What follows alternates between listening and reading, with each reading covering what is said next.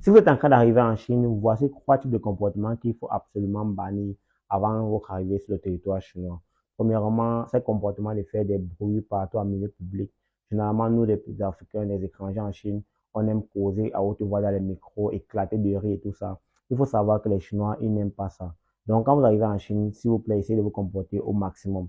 On ne sait pas poli de voir des personnes dans les micros, ou alors même dans des rues, s'exclamer, rire dans les milieux publics, tout ça. Les Chinois, généralement, ne diront rien, mais c'est un comportement qu'ils n'aiment pas et ils détestent ça énormément.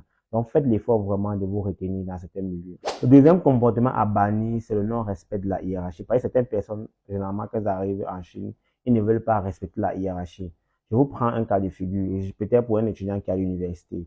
Il connaît le responsable des étudiants internationaux. Lorsqu'il a un problème, au lieu d'aller voir ce dernier, il s'en va voir le recteur de l'université. Ça veut dire qu'il a traversé celui qui est censé gérer le problème. Et en Chine, les Chinois ne supportent pas ça. On va vous renvoyer sur celui qui est censé gérer le problème pour que vous allez causer avec lui. C'est pas comme chez nous en Afrique. Donc, comme tu causes avec le recteur, tu ne vas pas partir, peut-être tu as un petit problème pour vous pas voir le recteur. Non. Tu dois régler ça avec la personne qui est habilitée à le faire. Donc, c'est un peu ça. Essayez de respecter la hiérarchie comme vous êtes en Chine parce que les Chinois détestent ça énormément. Troisième comportement également à bannir avant votre arrivée sur le territoire chinois, c'est également de parler des sujets sensibles, notamment la politique. En Chine, on ne parle pas de politique. Donc, les gars qui ont fait sciences politiques à soi, là, quand vous arrivez en Chine, laissez votre politique à soi et revenez ici sans politique. Parce qu'en Chine, on ne commande pas, on ne parle pas de politique.